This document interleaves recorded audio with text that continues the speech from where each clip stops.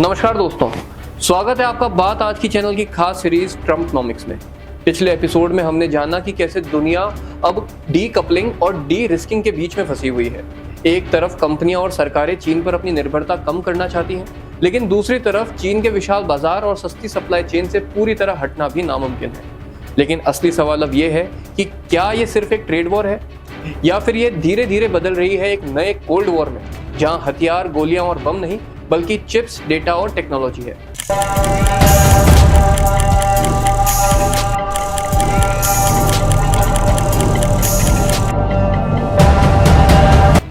दोस्तों, असली शीत युद्ध 1947 से 1991 तक अमेरिका और सोवियत संघ के बीच में चला था।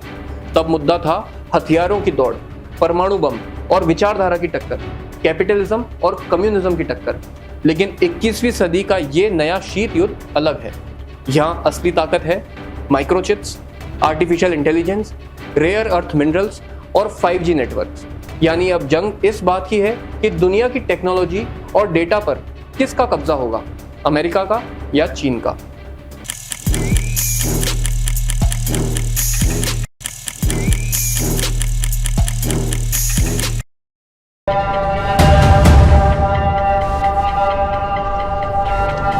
सबसे पहले आपको ये बताते हैं कि चिप्स क्या होते हैं। दोस्तों, चिप्स का मतलब आम बोलचाल में सेमीकंडक्टर चिप्स या माइक्रो चिप्स से होता है।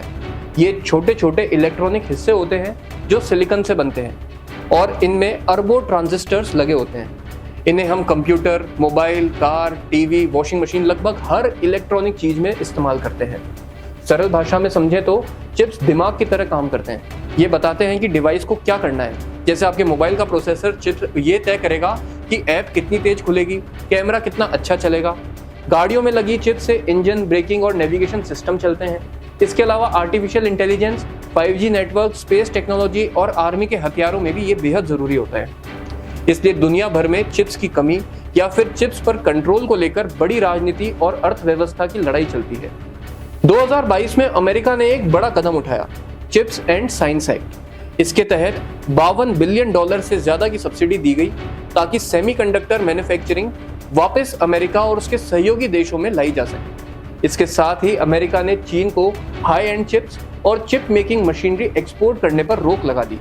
नीदरलैंड्स और जापान को भी इस टेक्नोलॉजी ब्लॉकेड में शामिल कर लिया गया। क्यों?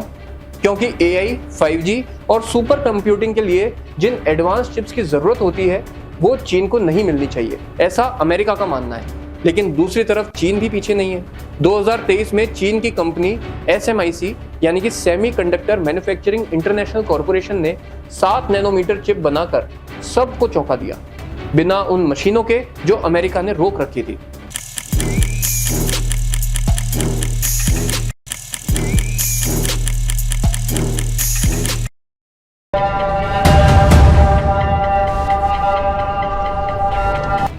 चिप्स के अलावा 5G नेटवर्क भी इस जंग का अहम हिस्सा है।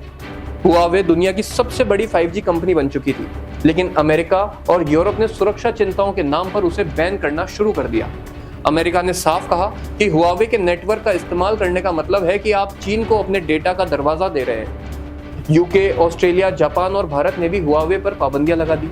यानी अब टेलीकॉम नेटवर्क तक जंग पहुंच चुकी है, क्योंकि डेटा ही नया ऑयल है। अब इसका असर दुनिया भर की राजनीति पर भी दिख रहा है।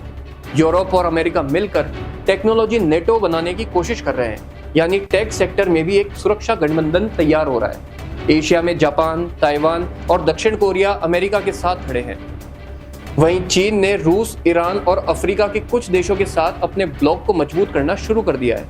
यानी साफ है दोस्तों, ये जंग अब सिर्फ इकोनॉमिक नहीं बल्कि धीरे धीरे जियोपॉलिटिकल ब्लॉक बना रही है, ठीक वैसा ही जैसा असली शीत युद्ध में हुआ था। अब सवाल है कि भारत कहां खड़ा है। तो बता दें कि भारत अमेरिका के साथ क्वाड और टेक पार्टनरशिप में जुड़ा हुआ है, लेकिन भारत चीन से सालाना $100 अरब से ज्यादा का व्यापार भी करता है। साथ ही भारत अपनी सेमीकंडक्टर इंडस्ट्री खड़ी करने की कोशिश में भी है, जैसे गुजरात में माइक्रोन और ताइवान की कंपनियों का निवेश। यानी भारत भी इस नए कोल्ड वॉर में बैलेंसिंग एक्ट खेल रहा है। अवसर भी लेना है और दबाव से बचना भी है। तो दोस्तों, ये था ट्रम्पनॉमिक्स का 9वां एपिसोड। जहां हमने देखा कि अमेरिका चीन की आर्थिक जंग कैसे धीरे धीरे कोल्ड वॉर 2.0 का रूप ले रही है। जहां पहले हथियार और मिसाइलें थी, वहीं अब चिप्स और डेटा सबसे बड़ा हथियार बन चुके हैं। और इस नई जंग में हर देश को अपना पाला चुनना पड़ेगा, चाहे वो अमेरिका का हो या चीन का। अब अगला सवाल ये है कि क्या ये कोल्ड वॉर 2.0 सिर्फ टेक्नोलॉजी तक सीमित रहेगा या फिर इसका असर ग्लोबल फाइनेंस, डॉलर्स और युआन की लड़ाई तक पहुंच जाएगा। अगले एपिसोड में हम इसी पर चर्चा करेंगे कि कैसे डॉलर बनाम युआन की टक्कर दुनिया की मौद्रिक व्यवस्था को हिला सकती है। जुड़े रहिए ट्रम्पनॉमिक्स के साथ। धन्यवाद।